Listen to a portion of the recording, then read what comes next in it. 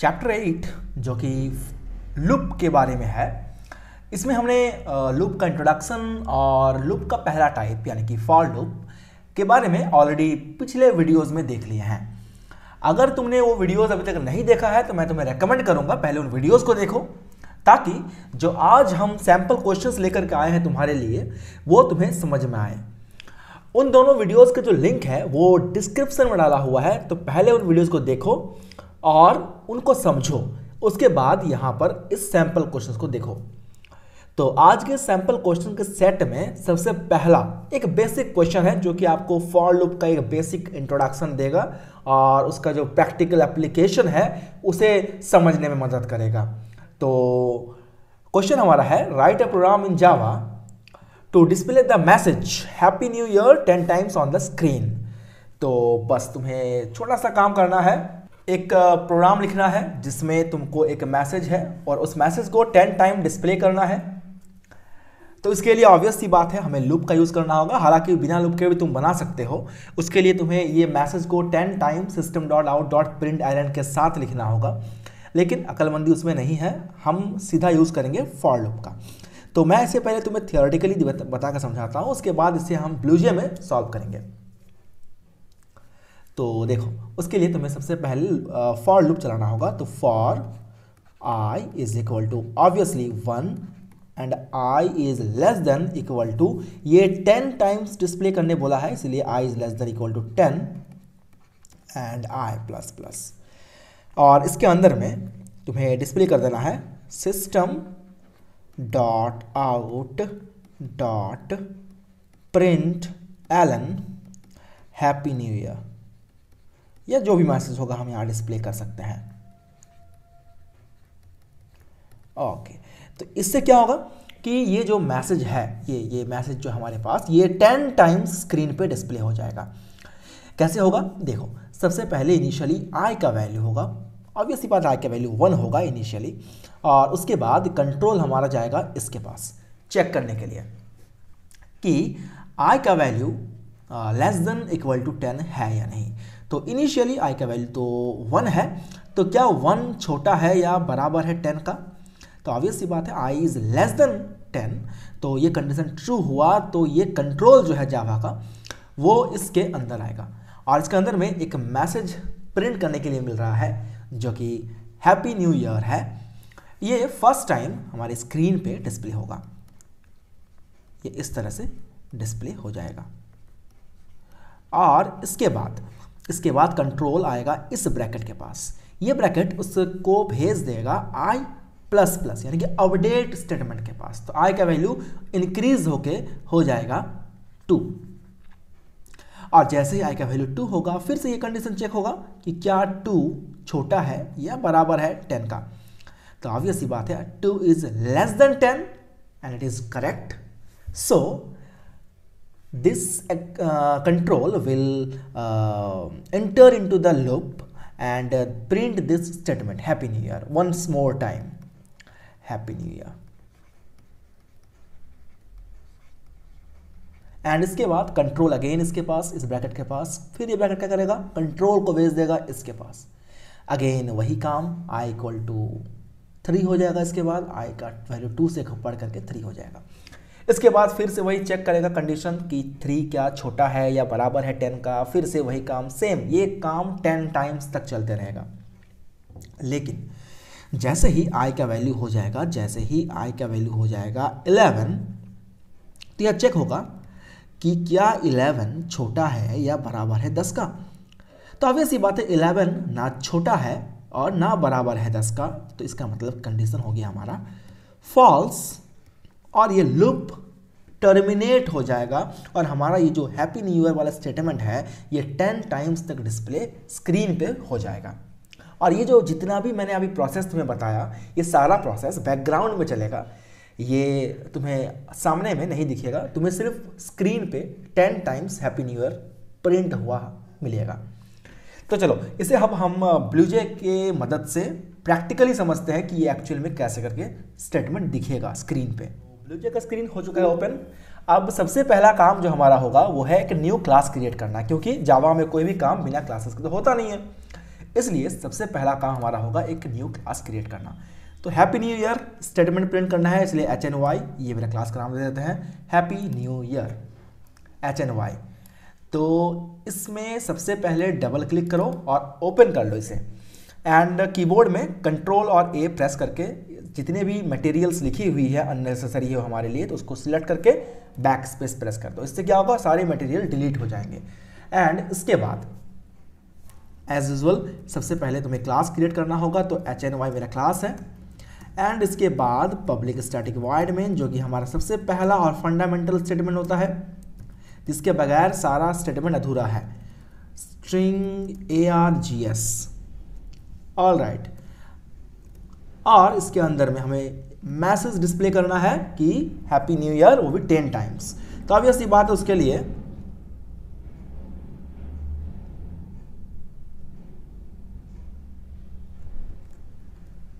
लिए हम यहाँ पर एक वेरिएबल लेंगे इंटीजर टाइप का, i is equal to, start करेंगे इसे, इनिशियल वैल्यू है ये, स्टार्ट करेंगे 1 के साथ, i is less than equal to 10 and i plus plus, that is the update statement.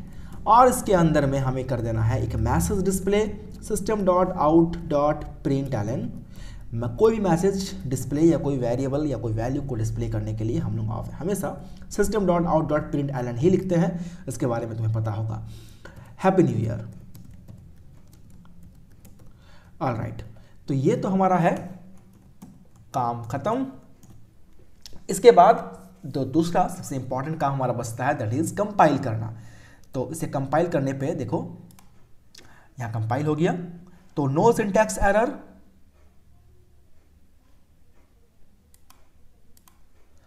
तो हालांकि इससे एरर तो है नहीं, तो इसे मैं करता हूं क्लोज, और इस क्लास के ऊपर करो राइट क्लिक और सेकंड नंबर ऑप्शन में जाओ और इसमें कर दो क्लिक।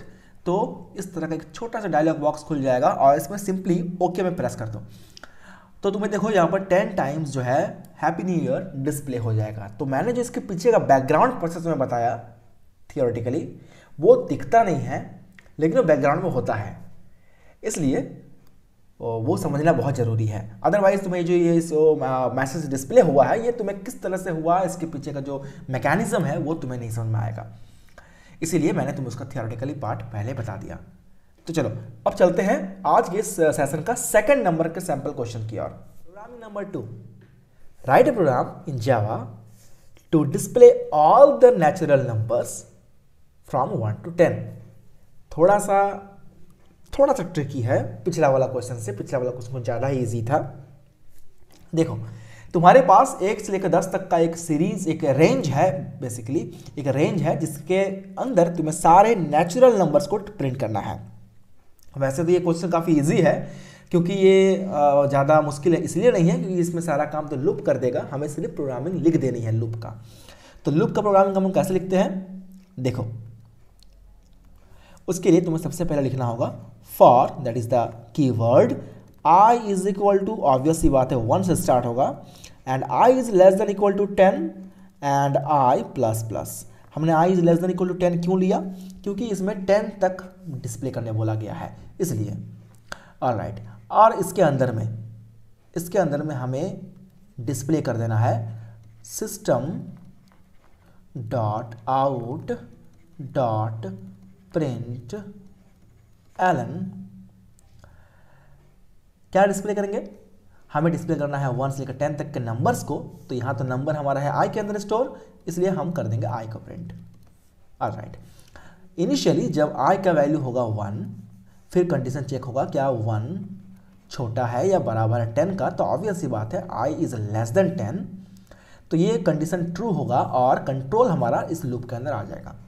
और लूप में हमें मिलेगा एक मैसेज डिस्प्ले करने के लिए, और वो बेसिकली कोई मैसेज नहीं है, एक वेरिएबल का वैल्यू है जो कि 1 है, और ये 1 स्क्रीन पे डिस्प्ले हो जाएगा फर्स्ट टाइम। उसके बाद कंट्रोल आएगा इस ब्रैकेट के पास, उसके बाद जाएगा i प्लस प्लस के पास, that is update statement. Update statement क्या करता है, i के वैल्यू को 1 स्टेप इंक्रीज करता है।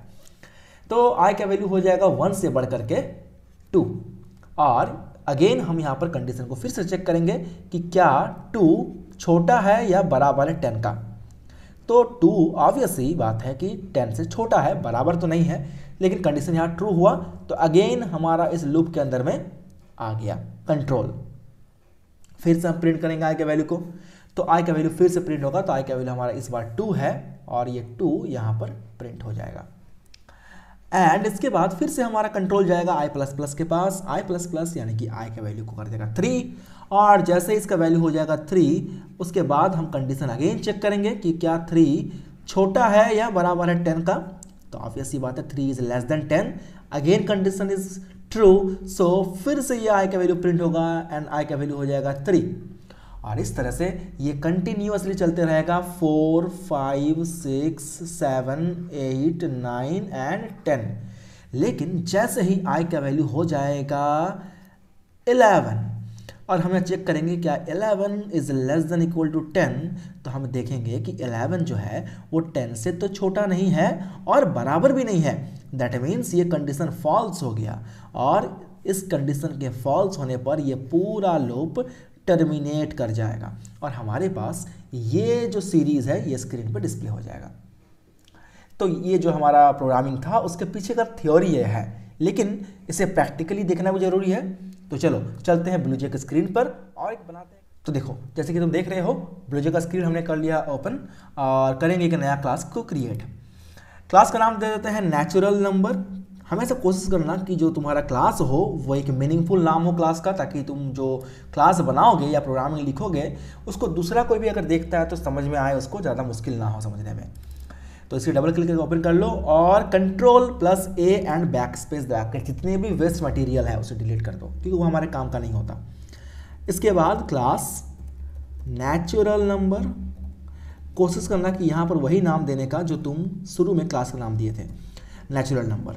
ऑब्वियस सी बात है पब्लिक स्टैटिक वॉइड में, जो कि हमारा फंडामेंटल स्टेटमेंट है, सारी क्लासेस में ये सबसे इंपॉर्टेंट पार्ट होता है, स्ट्रिंग आरजीएस, एंड इसके बाद का जो पार्ट होगा that is for int i is equal to 1, i is less than equal to, obvious सी बात है 10 होगा, एंड i प्लस प्लस, और इसके अंदर में हम डिस्प्ले कर देंगे system dot out dot print ln and i। All right, तो ये तीनों काम हमारा हो गया, यानी कि तीनों काम मतलब 3 ब्रैकेट क्लोज करने का काम खत्म हो गया। कंपाइल करते हैं तो देखो नो सिंटैक्स एरर। अब इसे करते हैं क्लोज और इस क्लास में करते हैं राइट क्लिक और करते हैं इसे मेन को ओके, एंड इसके बाद जो यहाँ ओके दिख रहा है इसे ओके कर दो। तो देखो तुम्हारे पास ये 1 से 10 तक जो है नंबर का पैटर्न प्रिंट हो गया, जो कि हमने थियोरेटिकली पार्ट में ऑलरेडी देख लिया हालांकि, लेकिन उसके पीछे का जो एक्चुअल जावा है यानी कि एक्चुअल मैकेनिज्म है वो हमने समझ लिया कि किस तरह से वो एक एक नंबर को प्रिंट करते करते जा रहा है। ऑलराइट, तो अब आज की इस वीडियो का सबसे आखिरी सवाल उसे देख लेते हैं। तो चलो प्रोग्रामिंग नंबर 3, जो कि थोड़ा सा और इसमें हार्डनेस ज़्यादा है, ये टफ थोड़ा है पिछले वाले दोनों सवाल से, लेकिन कोई बात नहीं, हम लोग स्टेप बाय स्टेप सीखते जाएंगे सारी चीज़ों को। तो write a program in Java to input 10 different numbers, display the sum of only odd numbers. तो बच्चों तुमको तो पता होगा ऑड नंबर क्या होता है। तो इस प्रोग्रामिंग में हमें ये कहा गया है कि 10 डिफरेंट नंबर तुम्हें एंटर करना है और डिस्प्ले करना है the sum of only odd numbers. जितने भी ऑड नंबर्स हैं बस उनका सम तुम्हें फाइंड करना है। तो इस प्रोग्राम को मैं बनाऊं उसके पहले मुझे बताओ कि कमेंट में कि तुम किस क्लास से बिलोंग करते हो, जो तुम वीडियो देख रहे हो तुम किस क्लास के बिलोंग करते हो और किस बोर्ड को बिलोंग करते हो, ताकि मुझे भी आइडिया हो कि इन वीडियोस से किनको फ़ायदा हो रहा है। तो ठीक है, चलो आगे बढ़ते हैं। तो हम सबसे पहले काम करेंगे लूप यूज़ करेंगे। देखो लूप में हम यूज़ करेंगे फॉर लूप, क्योंकि ऑब्वियस सी बात है हमने फॉर लूप ही अभी तक किया है। i is equal to 1 and 10 different number से, तो i is less than equal to 10 and i plus plus. All right, और इसके अंदर में ये तो मेरा लूप है जो कि 10 टाइम्स प्रिंट करेगा, है ना, सम ऑफ ऑल ऑड नंबर्स को।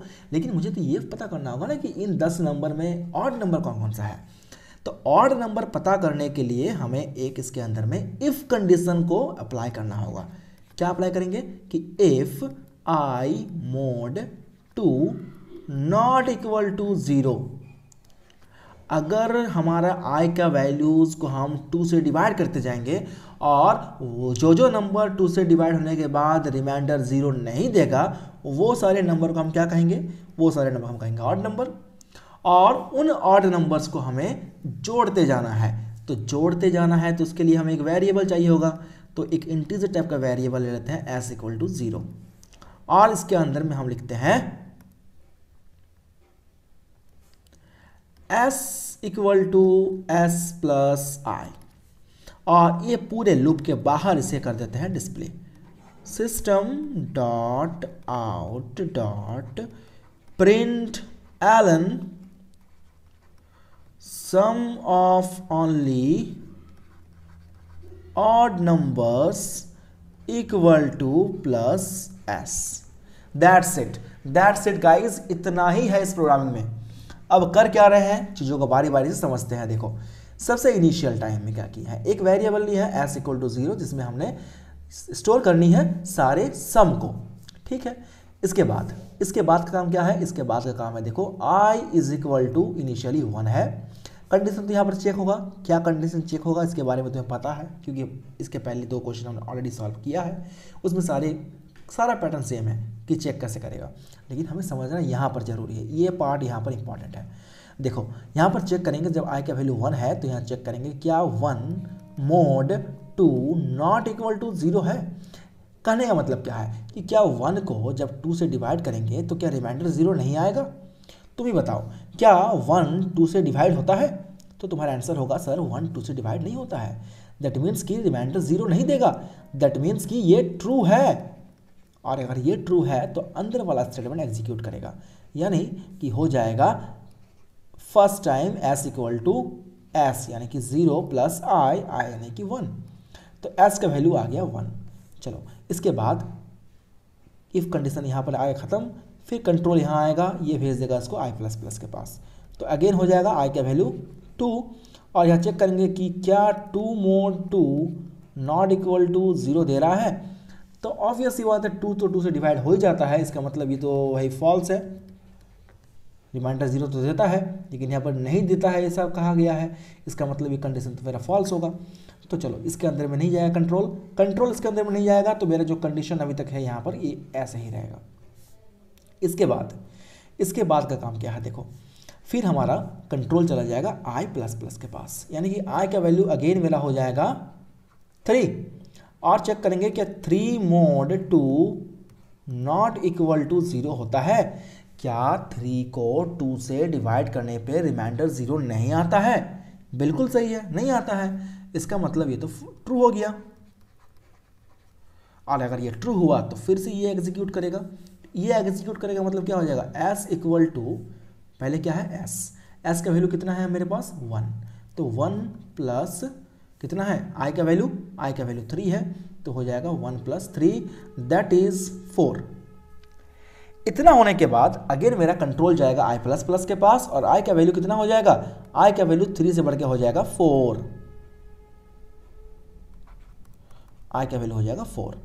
इसके बाद अगेन हम चेक करेंगे कि क्या 4 mod 2 नॉट इक्वल टू 0 देता है, तो ऑब्वियस सी बात है ये तो फॉल्स है, क्योंकि 4 mod 2 0 देता है लेकिन यहाँ नहीं देता, ऐसा बोला गया है, तो इसका मतलब ये फॉल्स है।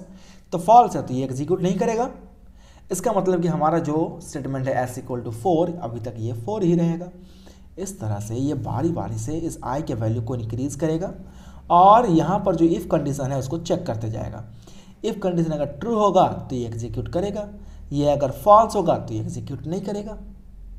और इस तरीके से लास्ट में जब i का वैल्यू हो जाएगा, जब लास्ट में i का वैल्यू हो जाएगा 10, i का वैल्यू हो गया 10, तो क्या होगा, तो हम लोग यहाँ पर चेक करेंगे कि क्या 10 mod 2 नॉट इक्वल टू 0 देता है, तो ऑब्वियस सी बात है ये तो फॉल्स है भाई, क्योंकि 10 तो 2 से डिवाइड होने के बाद 0 देता है रिमाइंडर, इसका मतलब ये तो फॉल्स है। तो ये भी तो हमारा एग्जीक्यूट नहीं करेगा। तो इसके बाद जो हमारा होगा i का वैल्यू फिर से इंक्रीज करेगा, और i का वैल्यू कितना हो जाएगा, i का वैल्यू हो जाएगा 11। लेकिन जैसे कंडीशन चेक करेगा कि क्या 11 छोटा है या बराबर है 10 का, तो ऑब्वियस सी बात है ये कंडीशन मेरा क्या मिलेगा, ये कंडीशन मेरा मिलेगा फॉल्स। और ये कंडीशन फॉल्स होने पर ये पूरा लूप जो है ये टर्मिनेट हो जाएगा और सबसे आखिर में ये रिजल्ट डिस्प्ले हो जाएगा एस का वैल्यू, जो भी एस का वैल्यू होगा। अभी तो हमने पूरा स्टेटमेंट को एग्जीक्यूट नहीं किया है, इसलिए हमारे पास फिलहाल एस का वैल्यू 4 है, लेकिन जब सारा स्टेटमेंट एग्जीक्यूट हो जाएगा तो एस का वैल्यू कुछ और होगा। जो भी होगा एस का वैल्यू वो हमारा स्क्रीन पर डिस्प्ले हो जाएगा। तो चलो, ये तो थ्योरी समझ में आ गया। अब इस थ्योरी का प्रैक्टिकल समझते हैं ब्लूजे के हेल्प से। इस ब्लूजे में सबसे पहले हमें करना होगा न्यू क्लास को क्रिएट। तो देखो, न्यू क्लास मैंने क्रिएट कर लिया। लिखता हूं मैं सम ऑड, ये मेरा क्लास का नाम है। और इसके अंदर का जो काम होगा, सबसे पहला बेसिक काम सेम रहेगा, यानी कि control A and backspace, उसके बाद class sum odd and after that public static void main string args, और इसके बाद एक वेरिएबल तुम्हें लेना होगा इंटीजर टाइप का s equal to 0 and for int I equal to 1, I less than equal to 10 and I plus plus. इसके बाद हमें यहाँ पर एक इफ कंडीशन एग्जीक्यूट करवाना पड़ेगा। If I mod 2 not equal to 0, तो यहाँ पर अंदर लिखेंगे s equal to s plus I, और इसके बाहर फिर ये हम निकलेंगे और system dot out dot print ln कर देंगे इसे डिस्प्ले। लिखेंगे sum of only odd numbers is equal to plus s। All right, बस हमारा इतना ही काम है और हम कर लेंगे कंपाइल। कंपाइल करने पे तो मुझे मिलेगा नो सिंटैक्स एरर, क्योंकि मैंने बनाया सारा प्रोग्राम सही। और करता हूँ वैसे क्लोज, और इस सम ऑड नाम के जो मेरा क्लास है इसमें करते हैं राइट क्लिक और void main string args and okay. तो देखो, sum of only odd numbers equal to 25, ये 25 एस के अंदर में स्टोर था जो कि डिस्प्ले हो गया। तो आई होप कि ये जो सैंपल क्वेश्चंस है तुम्हारे लिए काफ़ी हेल्पफुल रहा होगा और तुम इस प्रैक्टिकल सेशन में उन सारे थियोरेटिकल कॉन्सेप्ट को बेहतर ग्रैस्प कर पाए होगे। तो मिलते हैं तुमसे अगले वीडियो में कुछ नए एक्सप्लेनेशंस के साथ, कुछ नए टॉपिक्स के साथ, कुछ नए बेसिक नॉलेज के साथ। तो तब तक के लिए टेक केयर, खुश रहें, गुड बाय।